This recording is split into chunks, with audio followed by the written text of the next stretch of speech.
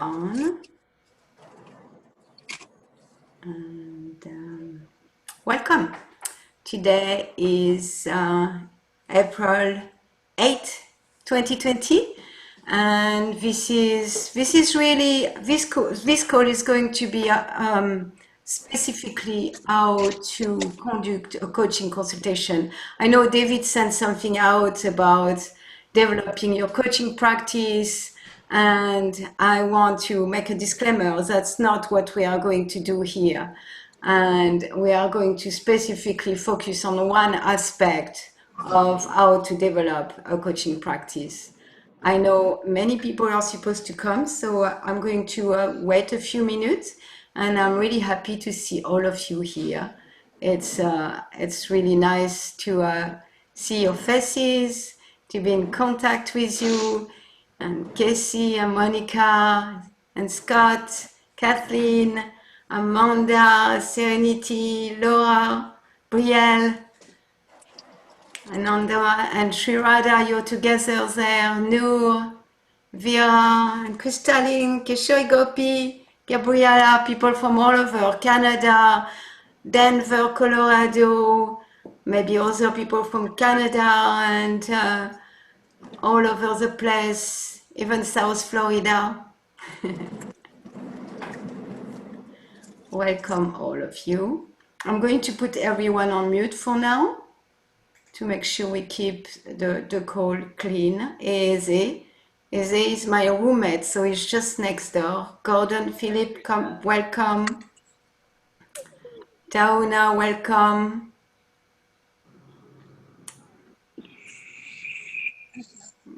Going to wait just a few more minutes to see who is coming. I'm so happy to see all of you. What a nice group of people.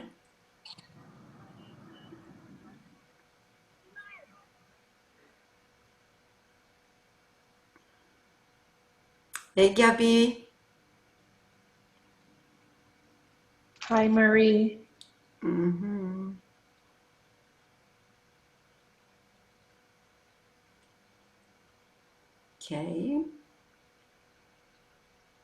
Okay, so I'm going to start now. And again, welcome to this call today. And about 3 weeks ago, I had coaching supervision with Ananda Murari from Denver.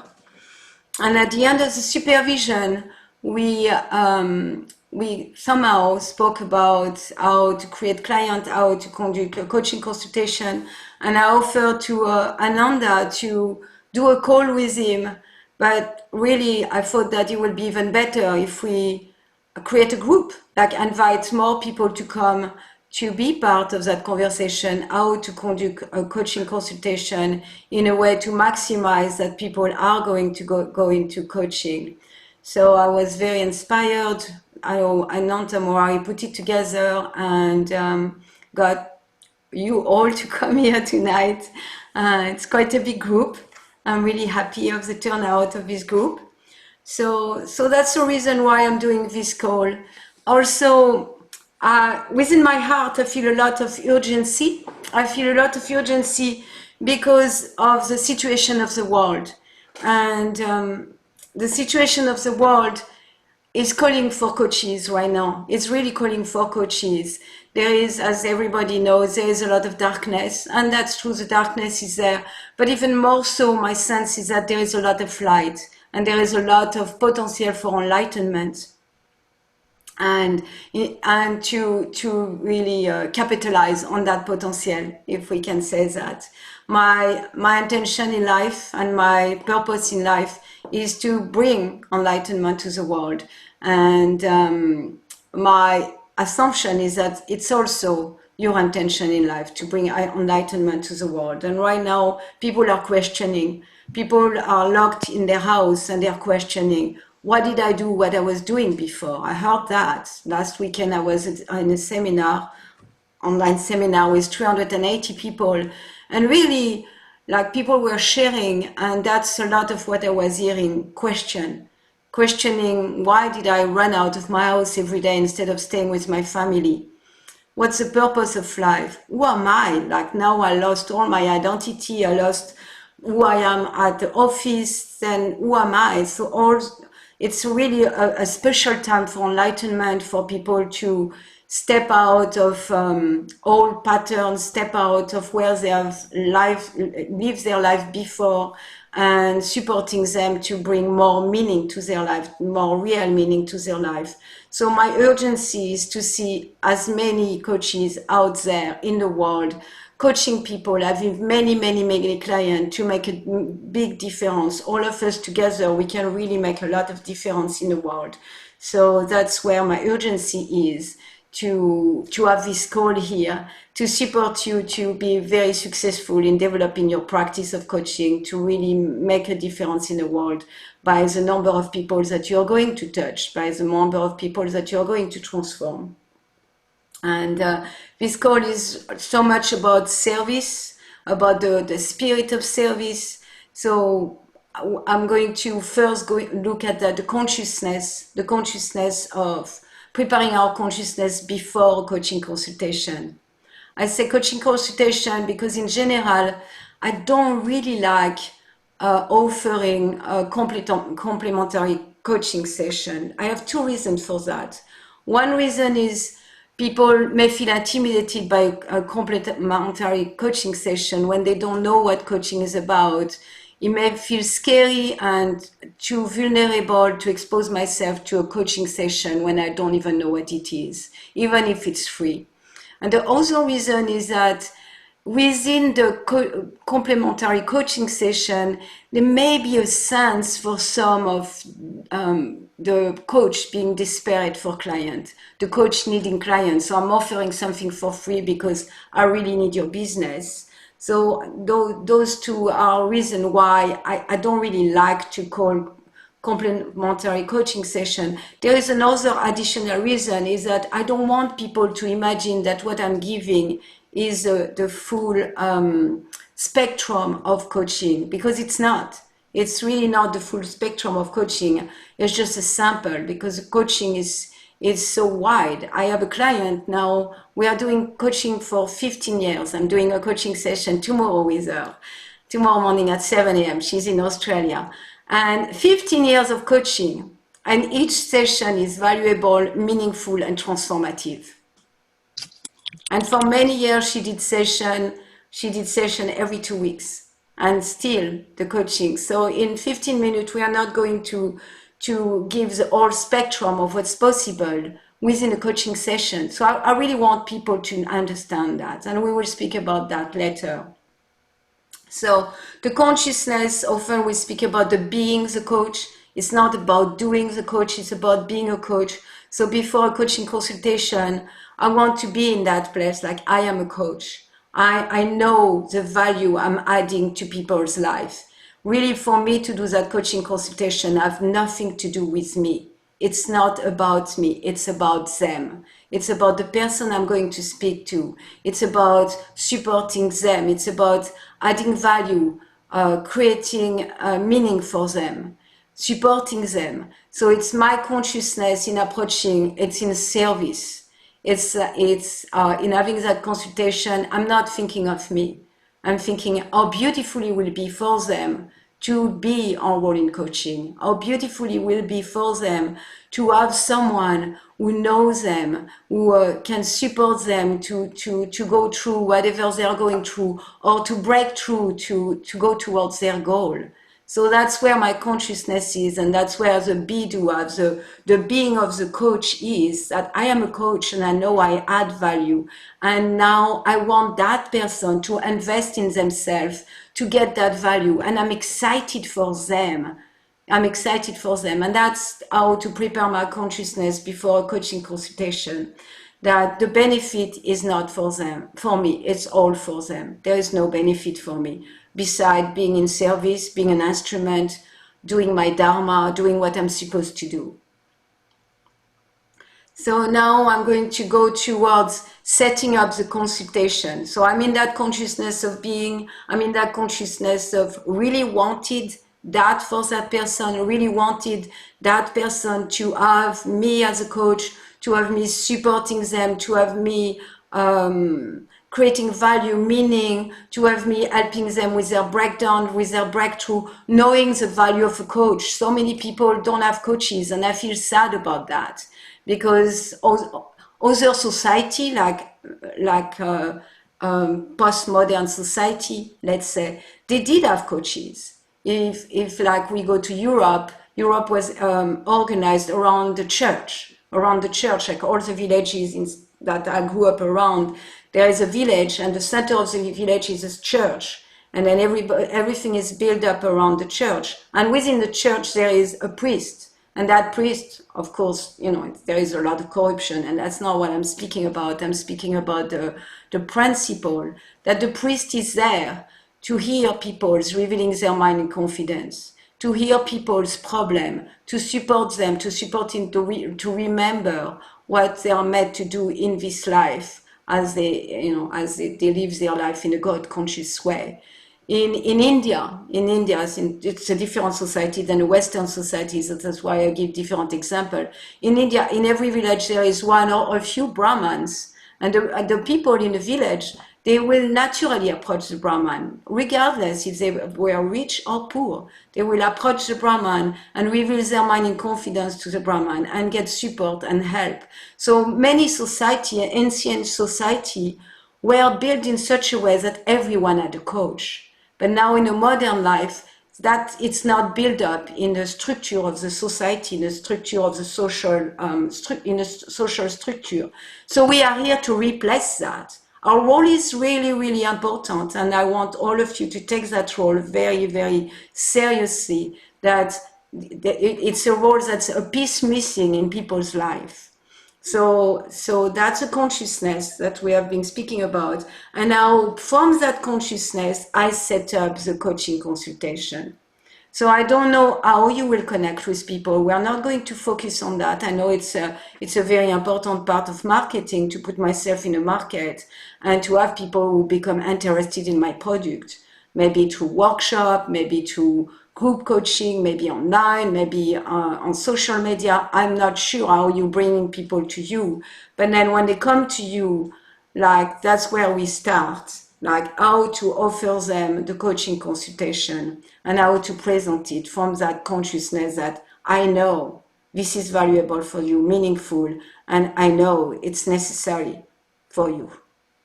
So the setting up of the consultation, it's really the start of the dynamic between the coach-client. We speak a lot in PPTC about the coach-client dance. So the setting up of the coaching consultation is establishing that dynamic, that it's like it establish a trust. It's coming from like creating confidence, that the client feel confidence, and it's coming from a place of authority. It's really coming from a place of authority that I know what coaching can do for that person, and I know if that person enrolled in a package of coaching session with me, they are going to create value. So when we start, even the conversation about having the coaching consultation is really where we build up the foundation of our relationship with that person. So being an asset for that person, really supporting them to invest in themselves. So the way I do it is that I really establish objective of the consultation very clearly. Okay, what's the objective of the consultation? There's a few objectives. One is like, maybe they don't know what coaching is about, and that's why offering a complementary coaching session may be too scary for people because they don't know what's coaching, and to give themselves to a process that they don't understand or that sound maybe too vulnerable and scary may not create the best result in terms of people feeling trusting to do that. However, what I express is like, well, in coaching consultation, we can speak about what coaching is and how coaching can help you or what coaching can do for you. Also, what I establish, which is really important in the balance, I establish in a coaching consultation also, we'll see if we are a match. I want to know if we are a match, if I'm the right coach for you, because I may not be the right coach for you. And also if you are the type of client I will want to work with. And that's a little trick that I found very powerful, because often it does challenge people to want to convince me that they are the right client for me. And I want them to convince me that they are the right client for me. So that's a little details, but it has so much power, that little details. So so establishing, setting up the consultation. Remember that when you set up the consultation, it's not like the consultation is after that. It is a consultation. It is establishing yourself as the coach of that person. You're already coming from that place. You're already building trust. You're already building your authority. You're already setting up the structure for the person to believe in what you're doing.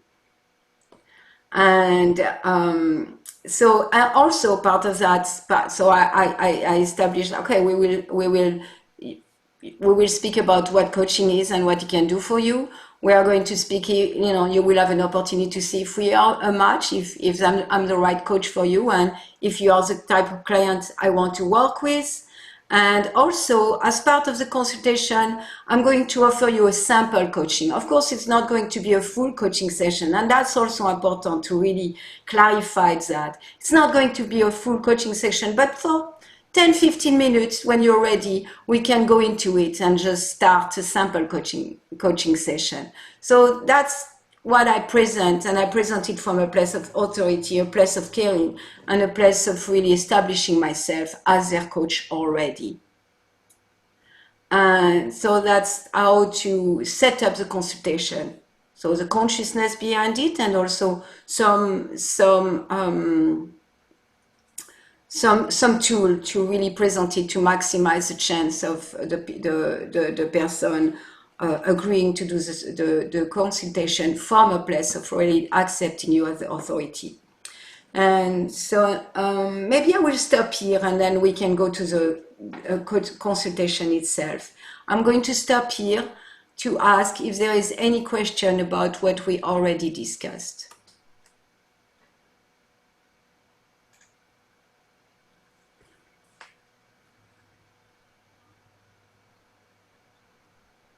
Yes, Stephanie, you're on mute. So if you want to speak, you need to unmute yourself. I just lost disconnection at one point when you were saying how you recommend charging for the consultation. I'm not recommending to charge for the consultation. Okay. I made a distinction, and maybe that's what was confusing, between a complementary coaching session, presenting myself like that, like, oh, I'm going to give you a free session to try it, versus presenting in a form like, I'm doing a coaching consultation for you. Okay. It's the distinction, like, because sometimes the free coaching or the complementary coaching session may give the message. First, it may be intimidating for people, because if they don't know what coaching is about, imagine to dive into a coaching session, even if it's free, maybe more than they want to handle right now. So a coaching consultation to know about what coaching is about will be easier on their mind. And also sometimes to offer a complementary coaching session may give the message to people of the coach being desperate. I'm desperate to get clients, so I'm giving my coaching for free, or I'm doing complementary session. Also, another aspect to that is that by saying a complementary coaching session, people may create an assumption in their mind that that complementary coaching session is the all in all of what a coaching session is about. And I don't want to give that message. Thank you. Thank you, Stephanie, for your question. Anybody else? Yes, Ananda. Marie, is there some specific you mentioned you offer them an example of like a coaching session for like 10 to 15 minutes. Is there a specific kind of angle or way that you conduct that to kind of consolidate it into a 10 to 15 minute? Because sometimes I've seen like with coaching, it's like there's a way that things can kind of just develop. And as a coach, a lot of times my tendency is like, oh, I want to support that. But is there a way you go about that sample?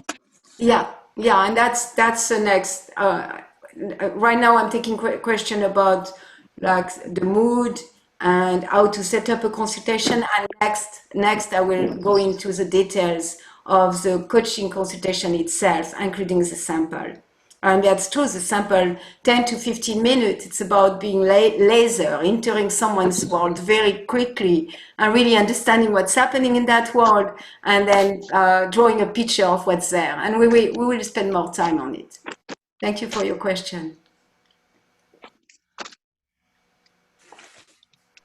Yes, no. Marie, how long are your consultations usually?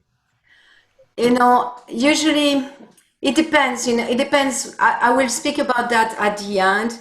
Myself, I do the session 20 to 30 minutes. The reason is, but my reason is that I'm not looking to get clients. That's not where I'm coming from. So I give the session and people do whatever they want with it. But if I was more like in a mood of developing my practice, I probably will take more time because then I will want to do the enrolling part. In what I'm presenting most of the time, I don't even do the enrolling part. But I'm going to speak about it this evening, about the enrolling part. So if you do, like I don't do the enrolling part, I just give them an amazing breakthrough experience. I ask for questions, and then if they want, I schedule the first session. I'll enroll them if they are ready. If they are not ready, then maybe I will send them one email, and that's all. That's where I stop. If I was more eager to have coaching clients, I will do more about enrolling. You can have one Enrolling now conversation or after that. So the maybe I will next more set up a time of 45 to 60 minutes. But right now, what I'm willing to do is 20 to 30. But I used to do like 45 to 60 minutes. Yes. Thank you, Noor, for your question. Shori, can you please mute yourself? I'm not hearing you, Noor, very well. Could you speak I was louder? just requesting that we all mute I ourselves. got you a brandy. I think Shori is unmuted. Okay, great. And can I ask another question, Marie? Yes, you may. So you said that you don't call it like complimentary, and I understand the reasons. So do you just call it a consult then? A consultation? I call it a coaching consultation. Yeah, that's Okay. how I call it. You can find another name that fit better for you.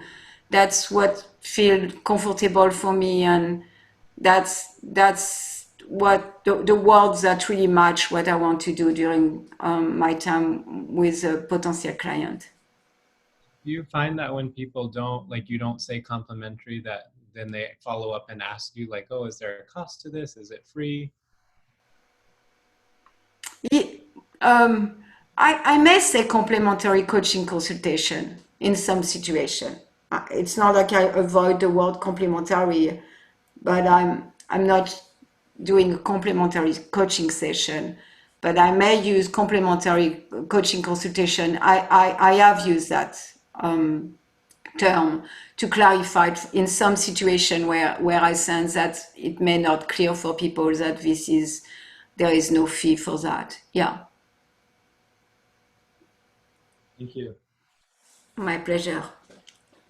Marie, can I just ask one question before you move off of this subject? Yeah. Because when you were Would you speak louder or maybe change your microphone? oh, maybe somehow? my volume. Can you hear me now? Yeah, I might change my Yeah. volume also itself. There was a word you said and I couldn't understand it because there was some background noise.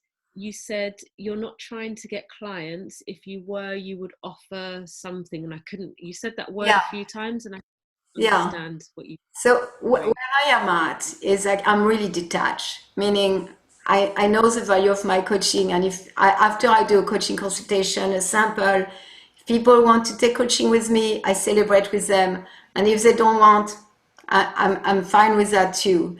But let's say if I was really in a period of my life where I want to develop my coaching consultation, my coaching practice, then after that initial coaching consultation, I will also follow with the enrolling conversation, which is really more focusing about the enrolling into coaching. Yeah.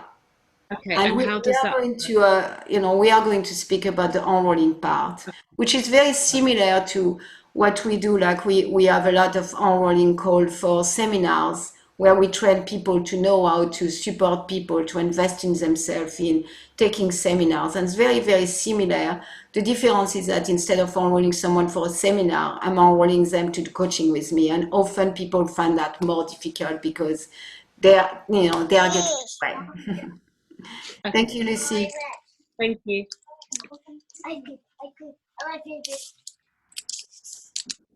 Keshori Gopi, I'm going to put on mute. Yeah. Okay. So we can continue. So now let's come to a place. The person, we set up a time for the person. Usually if it's a call or anything, I make it that the person is calling me if it's on the phone. I don't call them. I want them to be committed to the coaching consultation. I want them to make the effort to show their commitment by calling me. I don't call them. So that's an important part too, because by doing that, they're already investing, they're already committing instead of me kind of initiating the call. I ask that they call me. Of course, if it's on Zoom, then I'm inviting them to come to my Zoom room like that. So we have set up a time. We explain what's the coaching consultation is about. Then we invite them to schedule the coaching consultation, setting a time, and then now we are at the time of the session itself. So again, before the session, prepare your consciousness, be do have, know your value as a coach, know what you have to offer to a client, know, like really see how beneficial it will be for the person to be enrolled in coaching with you, to be in a package of coaching with you, how much meaning and you will bring to their life. So that's really prepare your consciousness before the consultation, that you put yourself back in that place. And then let's say the client come, of course you greet him or her, and then I do some ice breaking, something like, because maybe we spoke, but maybe it was through email or chat, or maybe it was someone we met through social media, Facebook. Facebook is a great place to create clients. So maybe we haven't had a voice connection yet. So I want to have some kind of icebreaker. So I have some icebreakers that I use that are aligned with what we are doing. Sometimes I will ask them, how did you find out about me? If I don't know. Of course, if I know, I'm not asking that question. Or if I met them in a certain group, I say, well, I'm so glad we are part of the same group. Something that connects us. Or if I have nothing, then I will say, well, do you have general question about coaching? And I really make it clear that I want general question about what coaching is. I don't want them to go to question about what's the price, how long, or all the details. So to make sure that I don't get those kind of question at the beginning before we do the sample, I say, do you have general question about what coaching is about? Not details about what I do, but like in general, what coaching is about.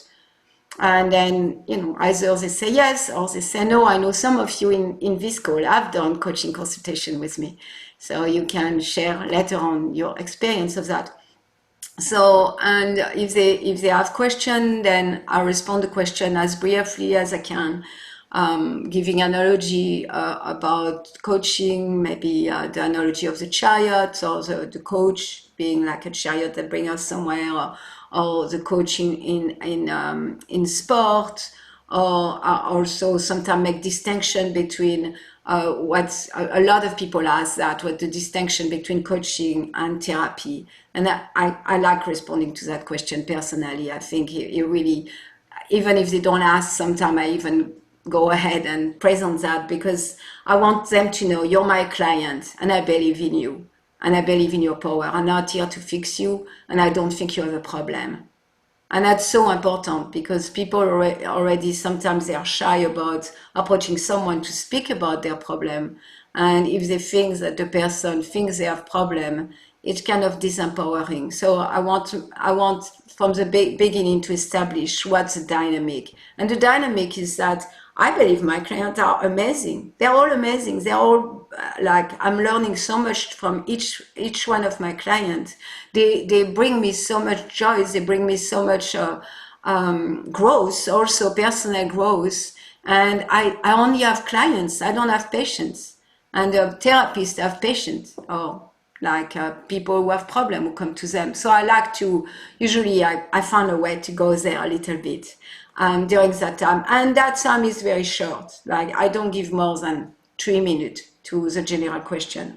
And then after I go into like, if you want, now we can do a sample session. And again, I qualified what that sample session is about to really establish that what we are going to do is not the all and all of coaching. I want them to, because I know that I will create a lot of value and breakthrough during that 15 minutes.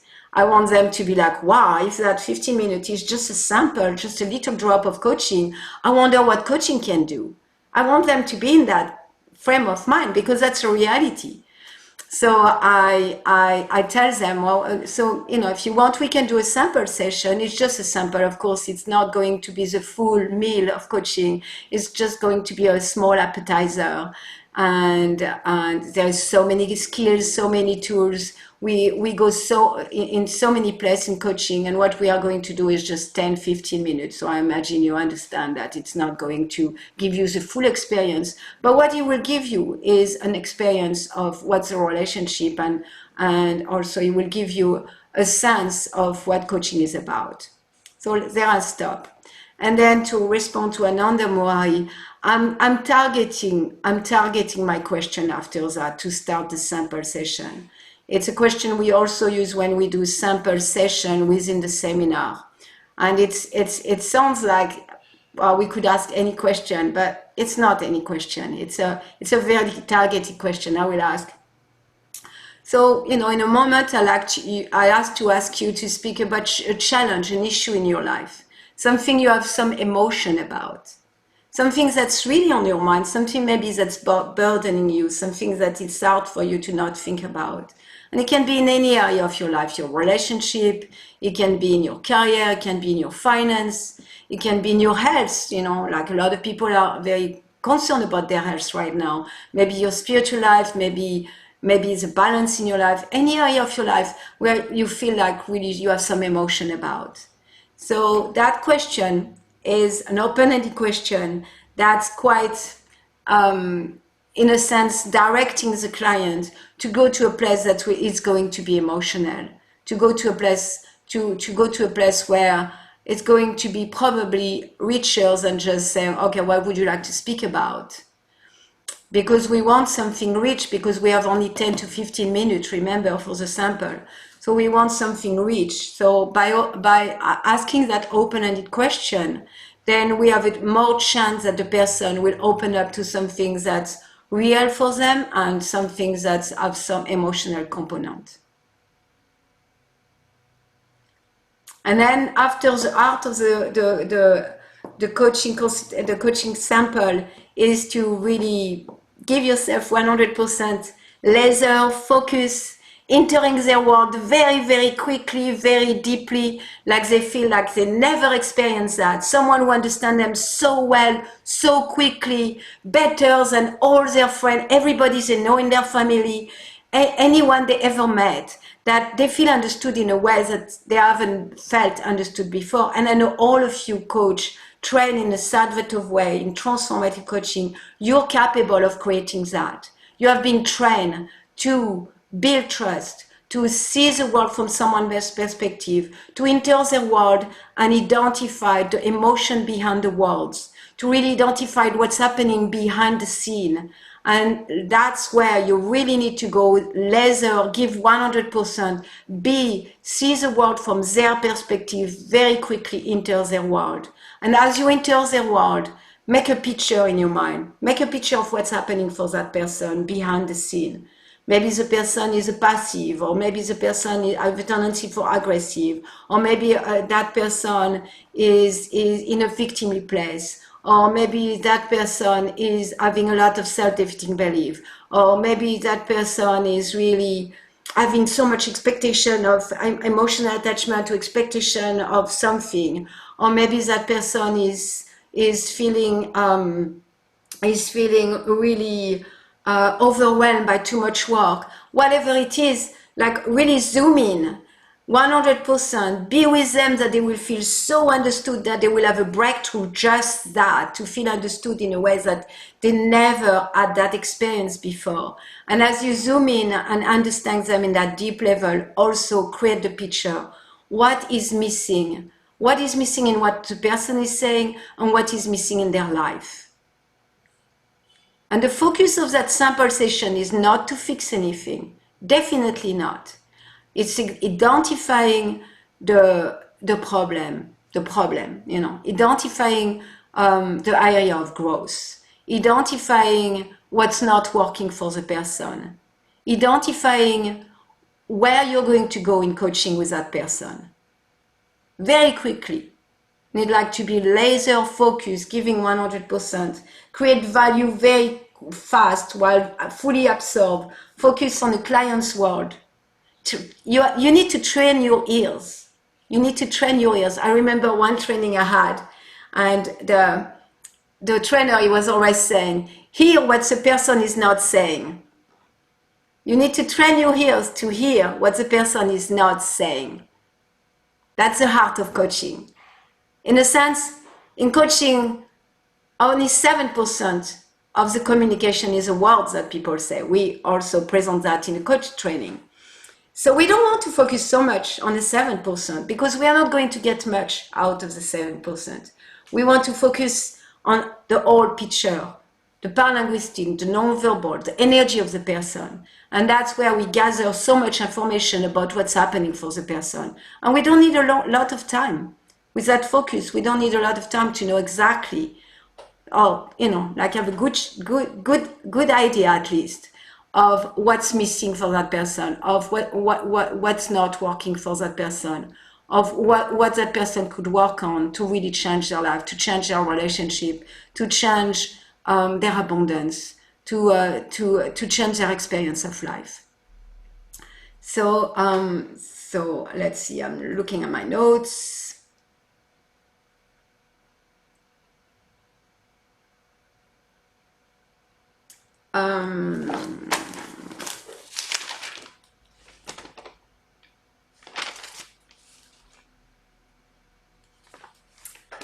Any question about the sample coaching session? Like the sample is like Yes. one more thing I want to say is that as soon as I identified something, like I identified what that person really lacking assertiveness, or that person have a hard time connecting with emotion and really doesn't know how to give a name to their emotion.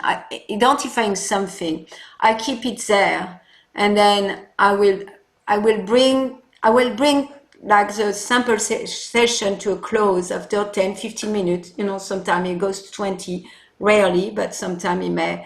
And I will go there. I will say, why, it seems it's sad for you to really know what you're feeling inside. Or I will say something like, like my sense is that you really want to be able to express yourself to your husband in such a way that he gets you. Or like you're scared. You're really too scared right now to make the jump to change your career. You don't trust yourself to kind of like encapsulate what's happening, encapsulate and sharing with the person in a form of a reflection what I see, and then at one point, and then closing by asking question: how did our conversation feel? How did our conversation, this sample session, how did that feel to you?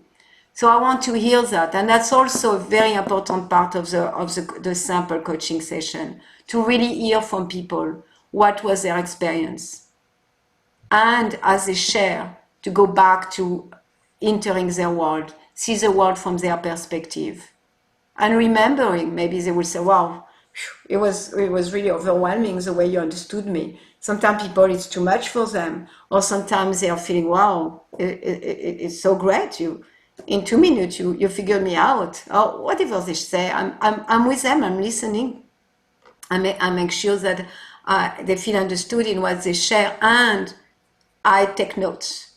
I take notes. And also, let's say, I take notes and say, yeah, you really understood me well. And yeah, I can see that with my son, I'm being weak. I'm not doing what and then I will reflect, yeah, with your son, you're feeling like helpless and powerless. And my sense with coaching, we will practice. And then I go there, I take something they said to me, and I go there in like presenting coaching not in general, but as it applied to them. Yeah, I can see like with coaching, we will do a lot of practice. Maybe we will do role play where I play your son and you're you, or vice versa. We'll do some training in assertiveness, how to speak that your son will listen.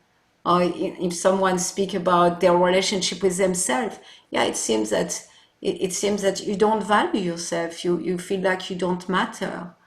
And it seems that you're living your life from those belief systems that you don't matter. And within the coaching, we are going to identify more of those belief systems that are running the show from beneath the surface. And then as we identified, we also are going to release them and see what's the reality about you, what's the real truth about you, because I don't believe you're a weak or a person that doesn't matter. And I know with coaching, you're going to be able to establish yourself in the reality of what is deeper than those self-defeating beliefs. So like that, at the end of the coaching consultation, after asking, what was your experience of our conversation? I hear and identify, and I also bring back the notes that I made during the session about what I identified was not working, or what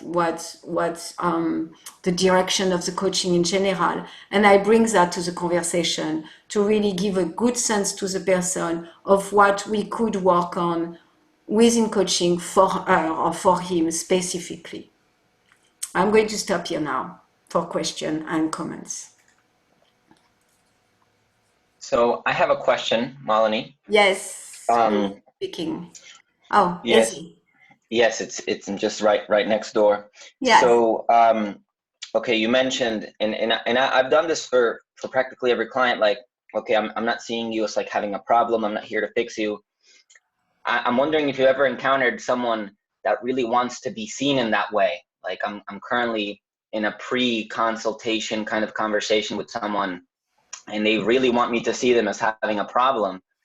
And I haven't really gone there as like, you're right, you have a problem, so let's fix it, because that's not really the paradigm that I come from. But that's what this person really keeps presenting. I'm wondering if you've ever encountered anything like that. Yes, many times. I want to say that I don't necessarily say it outwardly that I'm not here to fix you, or I'm not here to fix your problem. I may not say that, but that's my consciousness. And yeah, some people, they approach coaches because they want to fix a problem. So they don't want to hear that I'm not here to fix their problem. And yeah, then within the sample session, I will be with them in highlighting, yeah, you really feel like you are a problem. You really feel that you have a problem, and you want to be fixed, and you want to take coaching because you want to be fixed. I'm going to be with them, showing empathy, showing understanding, being with them that they really feel that increase their trust for me as their coach, and not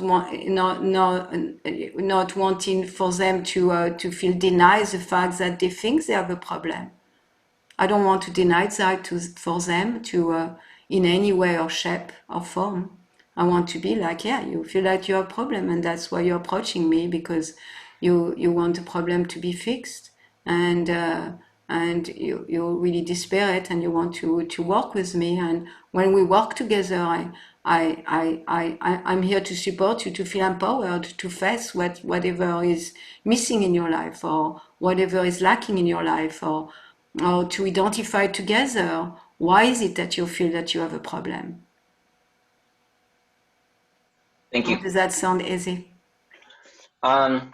Yeah, I mean, it sounds like close to what I've been doing with this person.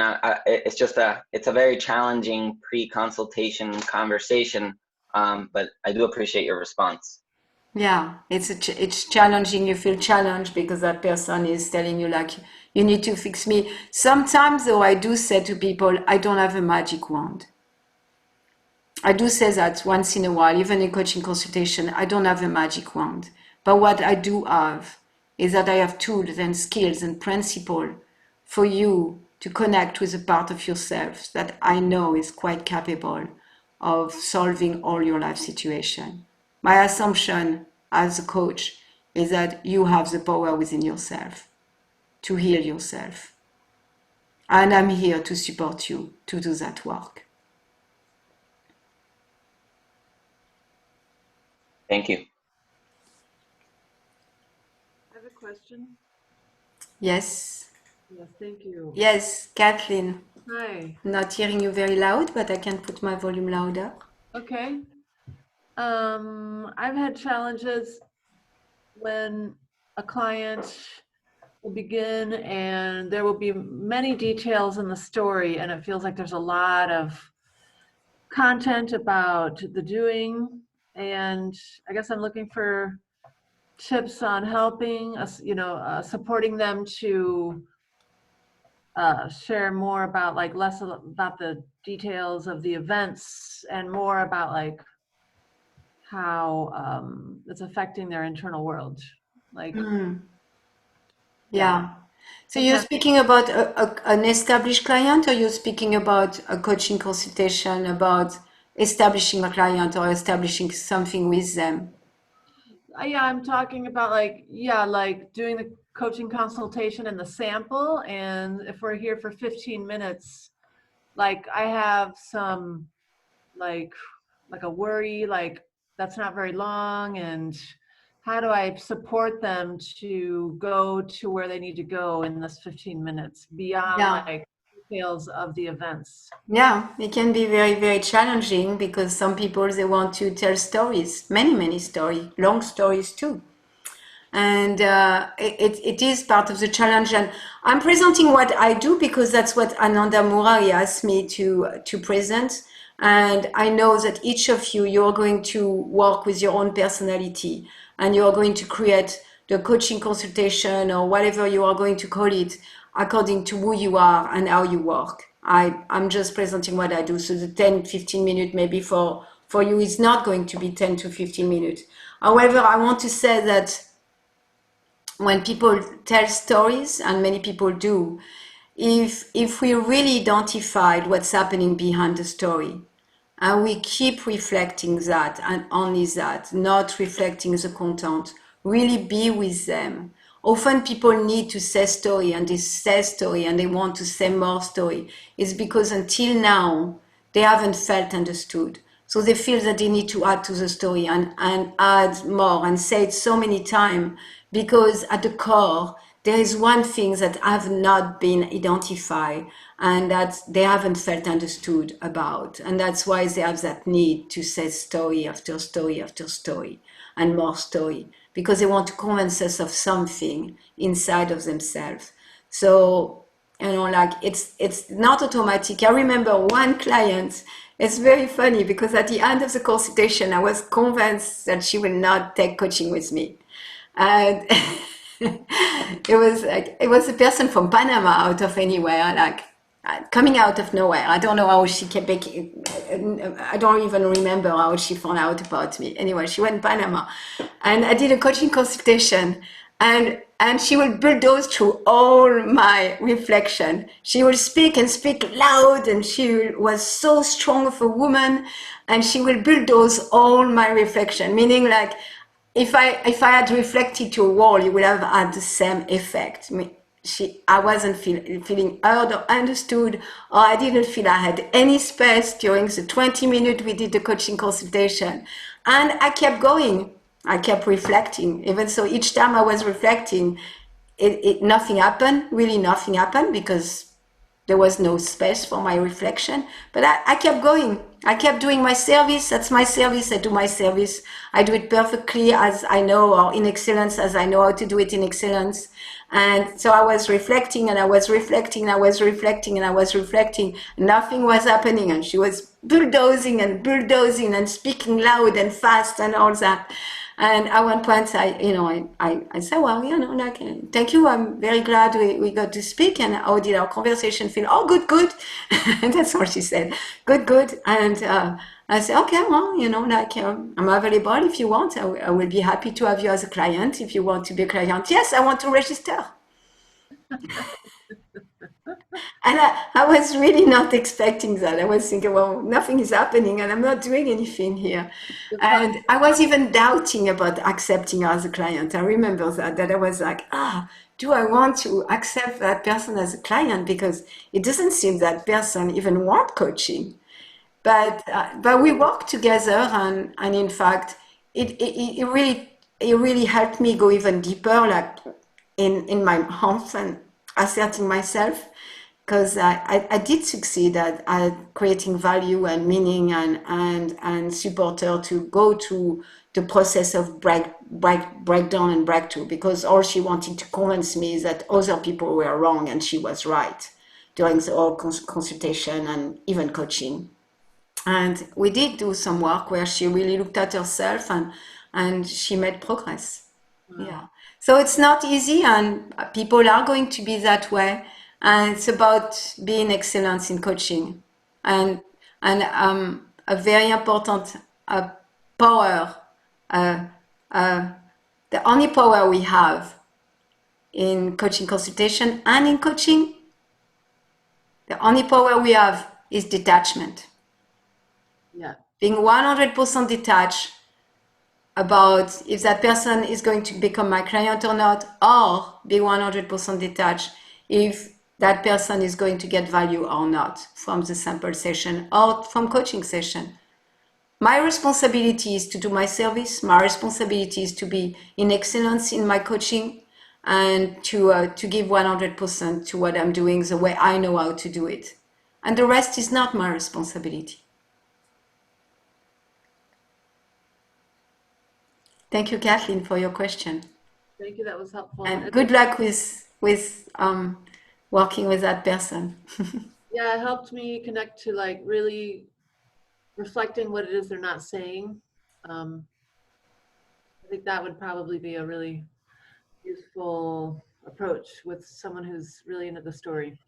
Yeah, and in general, to do like really short laser-like session, we want to focus on the affect and not on the content. Yeah. The content is kind of secondary in any way, but we may use the content in our session. But really, for a sample session, to create breakthrough, to create the trust, to establish like that sense of deep understanding, it's about really identifying the emotion behind the words. I remember when I did the crisis counseling training at the crisis center in Gainesville, my trainer, he did like for a few weeks we were having class every week, and for a few weeks we were not allowed to do any reflection of content.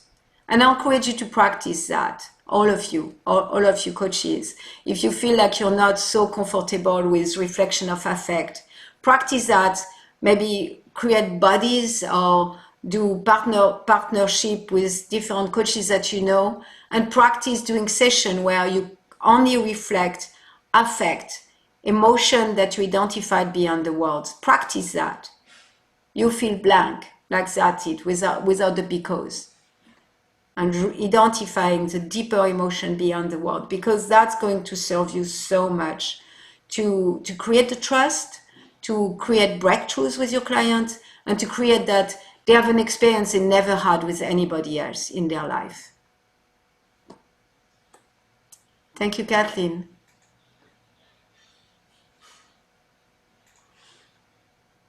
Any other question, comments?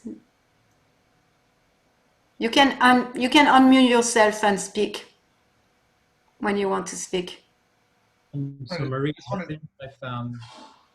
Okay, it's Noor and then Vera. Okay, go Noor. So the thing that I thought was most bold from what you shared was the piece in which you tell the client, like when you're setting up the structure and saying something like, so we can see if this is a match, like if I'm the right coach for you, and if you're the type of client I'd want to work with. That feels really stretchy for me. I've never done that in that way. And so I'm wondering, and then when you were saying like you found the client, like some people are trying to like prove that they're a good enough client, like I can see some therapeutic value in that. But I guess what I want to ask you is, well, that feels a little awkward to me. And I want to ask you, like, if you're clear inside of yourself that you don't want to work with someone, they're not a fit, how do you approach that? And Mm-hmm. what do you see as the full value in saying that part about whether they're a match? Like, do you see that as like them enlisting their commitment, or they're like really being invested? I'm guessing that's what it's about. That's what it is about. They are very invested. Yeah, they invest, they commit themselves. You know, they want to convince. It was just kind of me being cheeky a little bit by saying that, but it's definitely an investment. They invest in themselves. They're putting themselves into the process. They're taking the coaching more seriously in a sense, and then it increase the potential that they will want to do coaching with me.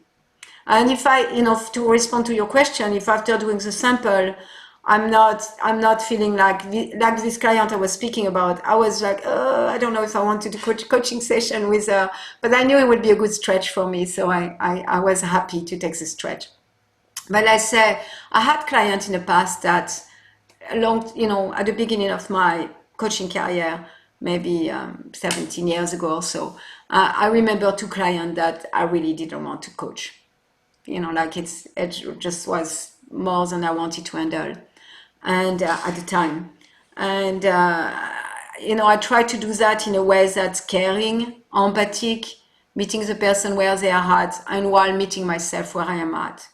Like I hear and I hear you want to do coaching with me, and I'm not feeling quite equipped to do coaching with you. I'm accepting responsibility for my limitation. That's nothing to do with them. Someone else could be a very great coach, but I feel my limitation. I feel like I may not be the great match for you because I don't have experience with that, or it seems that there is the topic I don't feel comfortable. Like I know one of the person I didn't want to coach and I stopped coaching is because I felt some graphic image, and I felt an energy coming from that person towards me as a woman, and the way he was speaking, and also I felt really uncomfortable with it.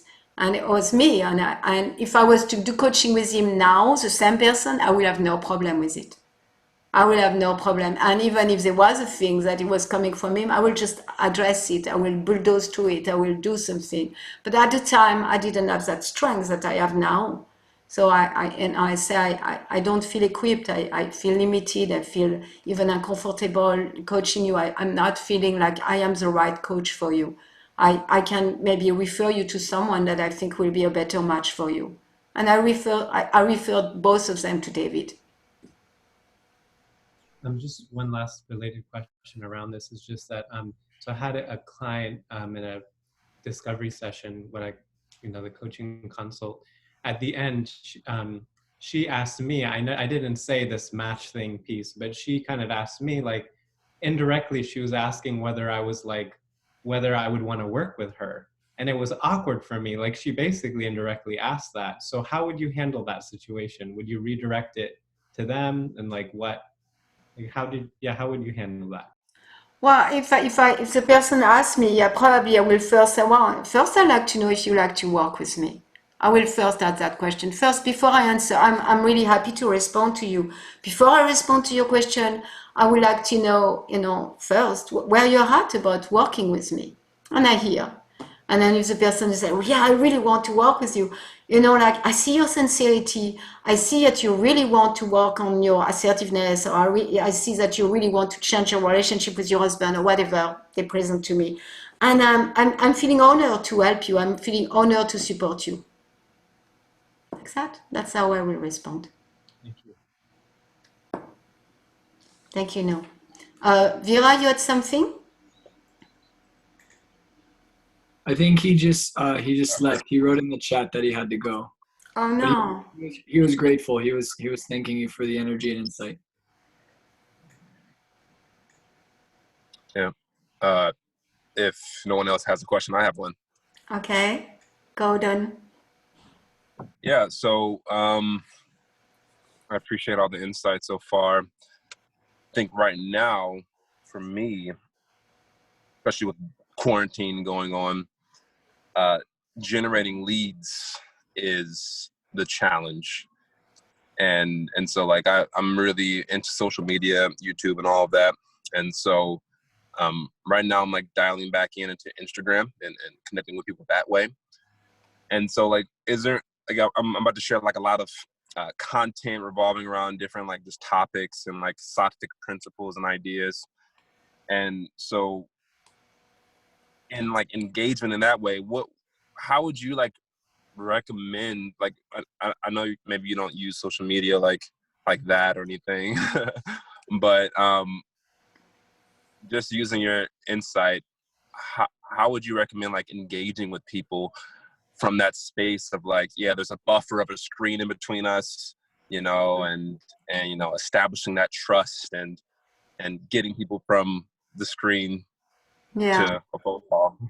Well, it's definitely not my area of expertise, so I don't have much to add. And plus, it's not the focus. I know the title that David sent is like way broader than what we are doing tonight, and that's why I sent another email behind it to make sure people don't get disappointed. What I know is that well, I don't know about Instagram or whatever social media in that way. What I do know is that creating clients is a one-on-one business.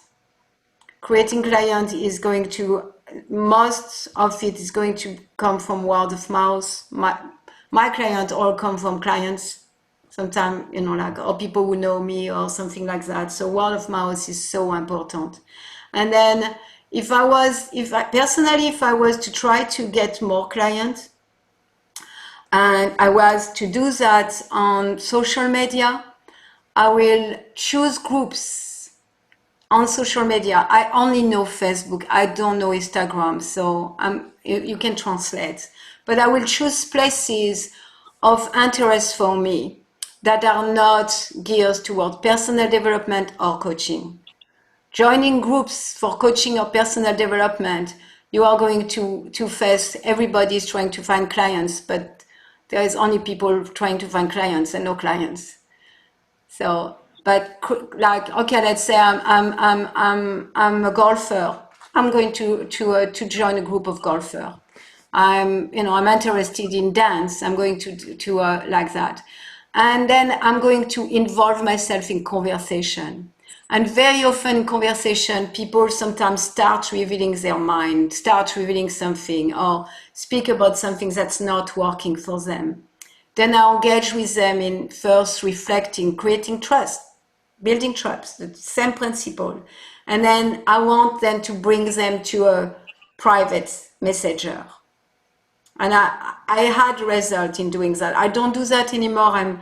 Right now I'm not in a place where I want to grow my coaching practice. My coaching practice grows all the time, even when I don't want to. And so that's not where I am at.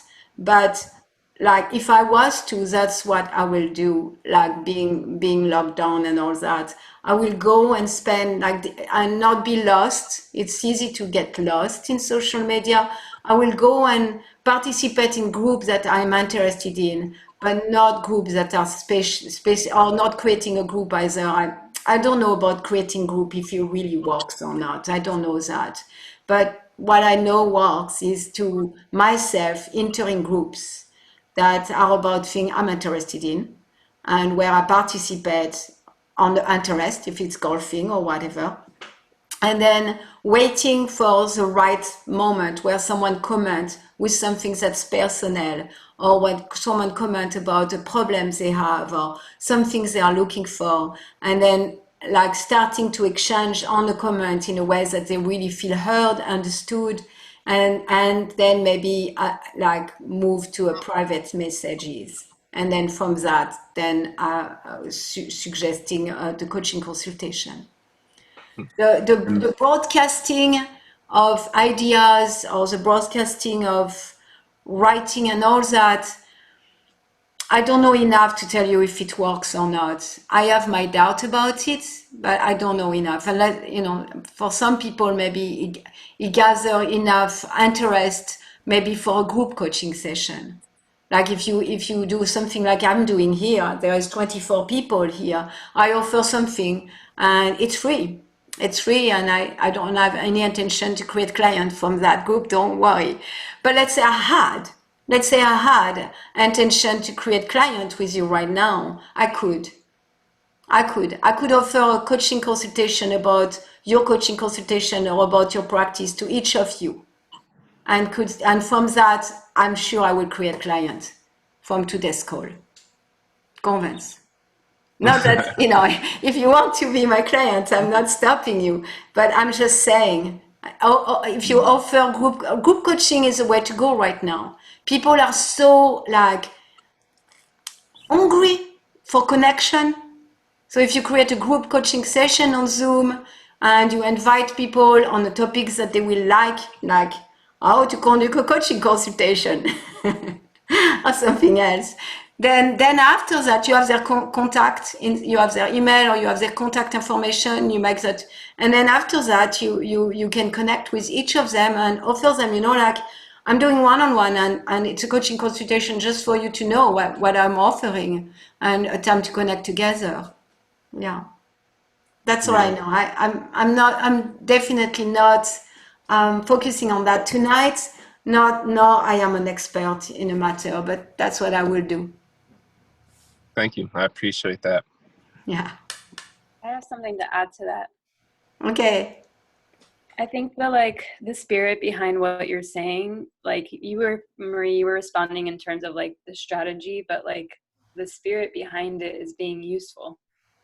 In service. Useful to other people, serving other people. And I find that when I building my practice over the past 5 years, I went through the first 2 years, I was very much in this getting clients kind of energy, which is really natural to start when we still feel insecure and not fully trusting in our value. But I realized that felt not only icky for other people, icky for me. It doesn't feel good to be in that energy. And what feels really good and clean and creates clients is just being useful. Useful in service, giving. A mode of service, exactly. Figuring out what is my service to offer and just being consistently engaged in whatever that is. And the more we show up in ways that are valuable and accessible to people, free or low cost, it builds trust. And that's what marketing is about. Marketing is about building trust. Yeah. And we build trust by bringing so much value into people's lives that they associate our name and our face with bringing value into their lives. And then that's good branding, good marketing, and it's a beautiful win-win process. Yeah, I appreciate Brielle, and Brielle does know, and if you have read Brielle's posting on Facebook, you will see how she had a lot of value. I know you add value you add value to my life when I read your posting on Facebook, and you add value to so many women's life.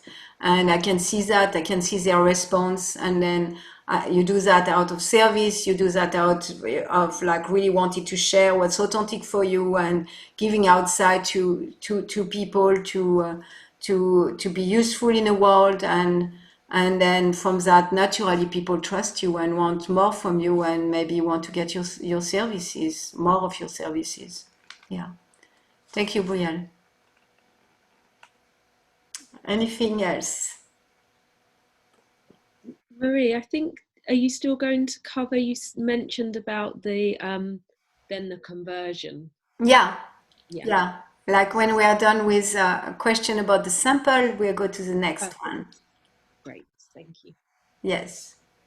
Any other question about the sample session? I'm curious about, I guess this is kind of rewinding to introducing the sample session. I don't know if I can still ask a question about that. Mm-hmm. Okay. Would sometimes I reach out to people that I've known offering, like, I've been doing complimentary first sessions, like making a private message through social media to someone, just explaining what coaching is and asking them if they would be interested in hearing more about it. A lot of people don't respond back. Mm-hmm. And I'm curious if there's any tips that you have for, like, outside of what you've already said, for that, like, initial message. That initial message.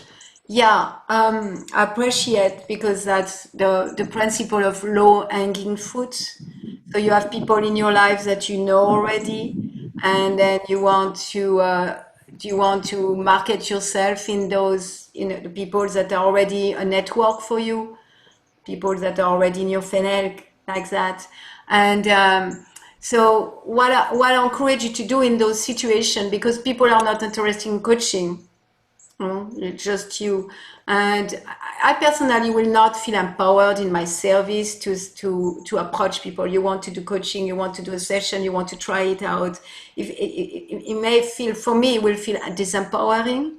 What I would do in that situation is start a conversation, start being a coach, start being in service, like Brielle was saying. Start being in the world of that person. Start adding value to that person. Start giving to that person. Start being in excellence for their self-realization, for their self-improvement, for their empowerment.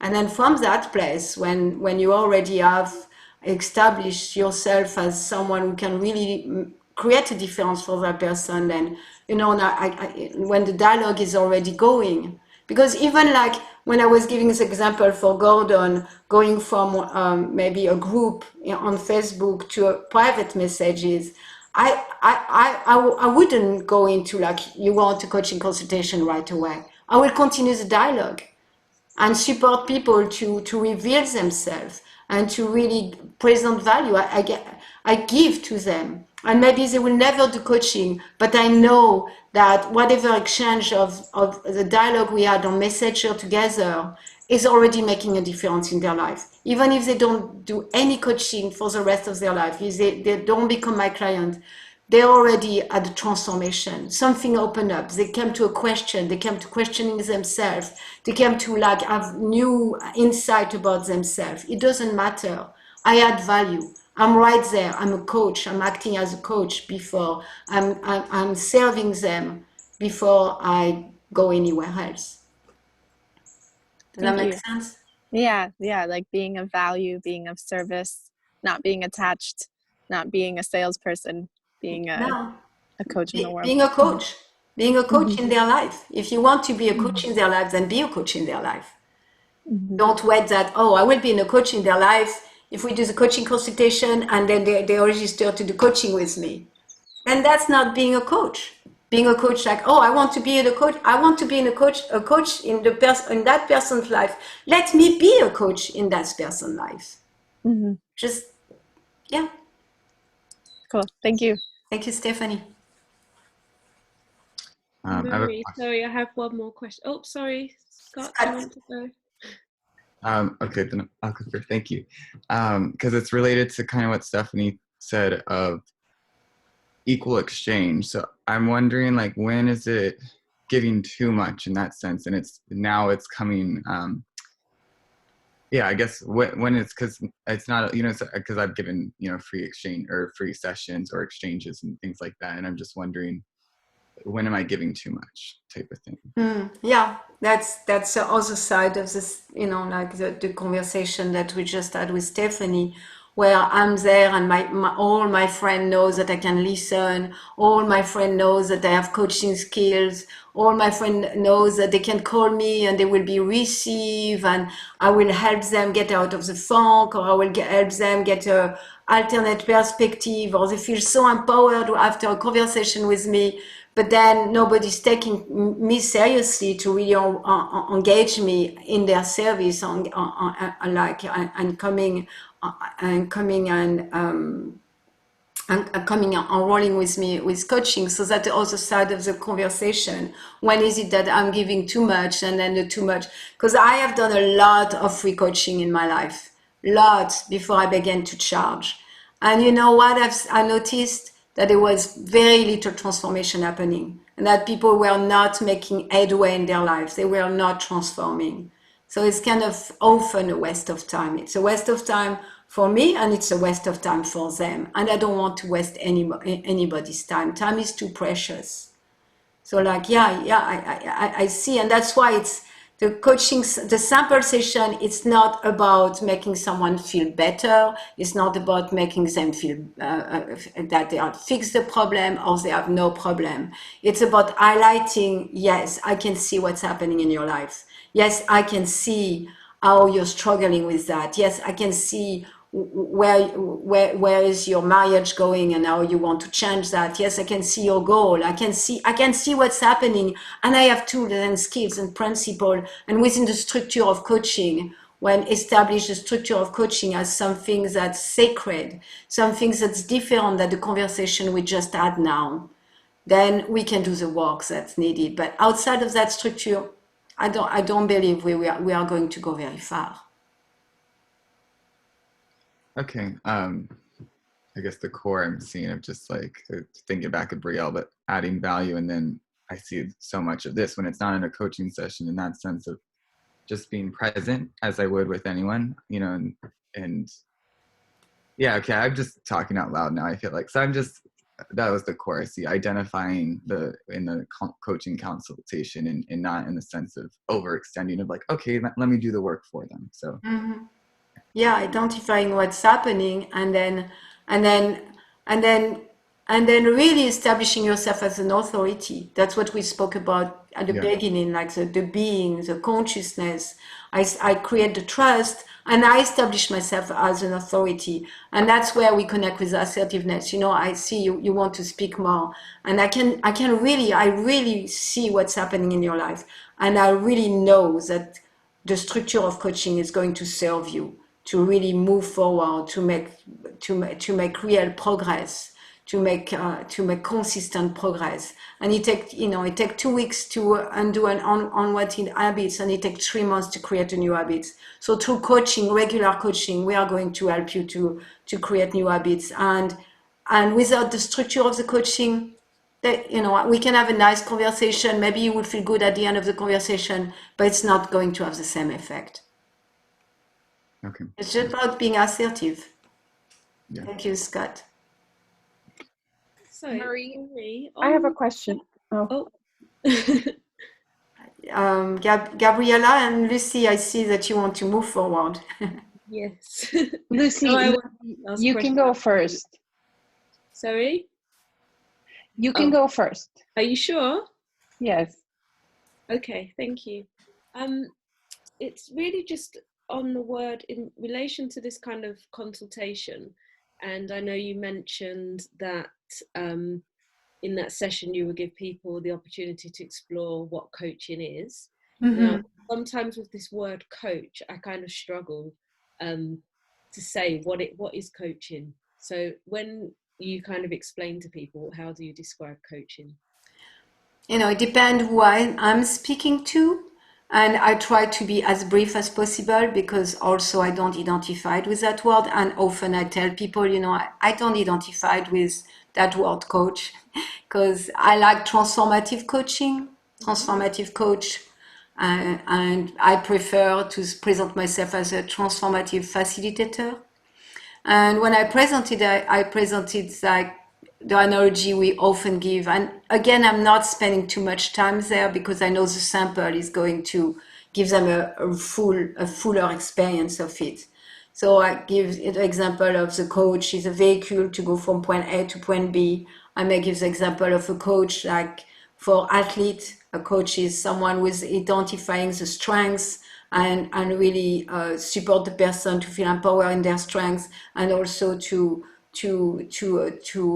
identify where they are not strong and where they can improve, and then find the skill and the skill and tools to improve those aspects of their life. So I don't spend too much time explaining what coaching is. And sometimes I make the distinction, like I said at the beginning, between coaching and therapy, because I found that helpful. Okay, that's helpful. And like I know my coaching, and where we focus in transformative coaching is like we are supporting people in self-realization. Really, like I created a document for tonight preparing, and the first word at the top of my document in big letter is said, being on staff for the supreme facilitator. That's what I see coaching. Like there is a supreme facilitator, that there is supreme controller, that there is a material context, that's a human context. Right now, the human context look dark, but in fact, there is so much enlightenment within it, and that's perfect and complete. And I'm on staff in that seminar. It's a big seminar. I'm on staff, and I'm supporting people to trust the process. That's what I see a coach is. And sometimes I may share that with people. It depends who it is. But that's my truth. I'm supporting the process. I trust the facilitator. I'm really know that the facilitator doesn't make any mistake and is benevolent. And I'm here as an assistant, a staff for that seminar, and to help people trust the process. I like to move on because, like Lucy and Gabby, I know you have a question. I will move on because maybe the question is connected. So we did a sample session. Then after I asked for a specific question, after I heard what the person experience was, I connected that experience with what I know we can work on. Specifically, like, yeah, I can see how in coaching you're going to transform your relationship with yourself, and also with personal power, to be able to express yourself to your husband, or to really take the leap to change your job, to have a new career. We are here to give you the tools and to also support you and create accountability and create. Sometimes we do homework in between sessions. So here I give a lot of details about coaching. Maybe I will say, yeah, and we do coaching in between coaching. It's very important what's happened during coaching, but what's happened between coaching is also very, very important. And you will have homework, or maybe sometime you will practice a skill with people in your life. And also in between, I want you to know that I'm here. You can send me emails, and we do a lot of email coaching too as part of your package. At least for me, it's true. You have unlimited coaching, email coaching, so like that. And then I ask, do you have any specific question? So usually at that time, that's when I'm ready for the money question, because the money question is a very important question. And so the money question, people ask, oh, what's your price? And the way I deal with it now is I say, I will send you an email and with all the different fee schedule for Salvative coaching, and you can let me know what you want. That's where I'm at, because I only want people who want to do coaching with me and are ready for it. And if that's not where I was at, and I was more like in a place of developing my coaching practice, then I will present my fees, and different fees. Like if you take one coaching, here is my fee. But if you can take 3, here's my fee. If you can take 6, and I have package, and you can pay with payment plan. And the more coaching you take, the less the fee. And the reason for that is because it takes 3 months to create a new habit. Because I know that the value of coaching is in consistency and in taking it for a long time. So I want to encourage my clients, and that's why I have lower fee for a bigger package, and I offer payment plan. And then come the enrolling conversation, because people, they will present obstacles. The main obstacle with coaching, with seminars, there is many obstacles, time and all that, but with coaching, I will say the only obstacle people do have usually is with money. If you know another obstacle, I will be glad to hear you. But the main obstacles they have. So what I know with obstacle is that the more energy I give to the obstacle, the bigger they become. So about the obstacle, it's about being able to hear them, to show empathy to the person. Yeah, it seems like a lot. It seems that more that you like to spend at this time and more than you want to invest. I like to use that word investment because it is an investment. This is an investment that pays 1,000 times. And we have seen that when people want to focus on coaching, financing, like for their finance, and they take coaching, it really becomes an investment because what the money they get from the coaching is so much more than the coaching fees. So I have seen that many times when if the client wants to focus on finance, then let's focus there, and you will see it's an investment because that investment is creating so much dividend, and sometimes it's multiplied by 2 or 3 or 200. So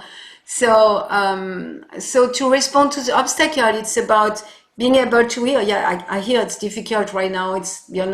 You have so much uncertainty about finance, and you don't know where your next paycheck will come, and so to show understanding, and at the same time to not make the obstacle right or not make the obstacle wrong. And that's really important.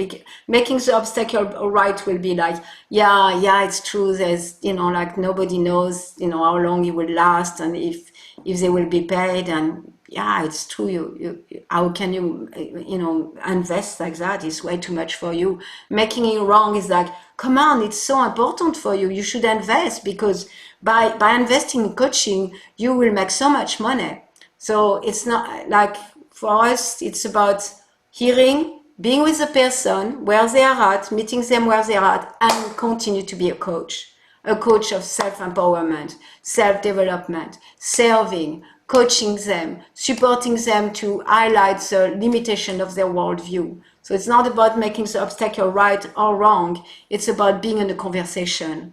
How is that conversation supporting their personal growth? Challenging the limitation of their worldviews, challenging them that they to empower them, like coming from the assumption like anybody can pay for my coaching. Anybody can pay for your coaching. I want you to know that. I have the experience. I had people on welfare. I had single mom with 2 kids living in housing complex. I had so many people. If people want coaching, they will find a way to pay for it. I want you to know that everyone can pay for your coaching. And then I want you to be convinced of that. And then when you are convinced of that, then that conversation about coaching, about money become like a great coaching opportunity. Another great coaching opportunity just within that conversation. Not focusing on obstacle, not making it right or wrong, making like the obstacle as another platform for powerful coaching. And then part of that also, moving forward with the enrolling conversation, is like asking them, when do you want to schedule your first session? That's really part of the conversation. When do you want to because then it become really real. In the first session, like it's a 45-minute to 1 hour session, you see how much value you got just here for 10, 15 minutes. And scheduling the first session, it feels enlivening, it feels concrete, it feels strong, like that. So we have just a few more minutes, so I want to stop speaking. Well, really, we don't have a few minutes. So Gabby, I just want to give you a few minutes if everyone is okay with that. Gabby, what you wanted to ask? Well, my question was really, you've mentioned a couple of times that establishing yourself as an authority in the consultation is really important. And how do you do that was my question. How do you do that? It's mainly inner consciousness. It's really, it's not external. I may be very, very gentle and tender with the person in consultation.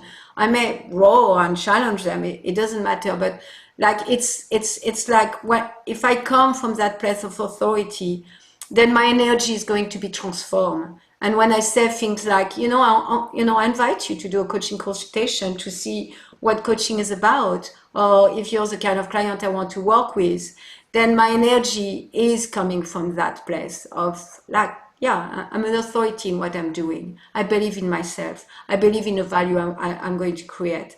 And that's really at the core.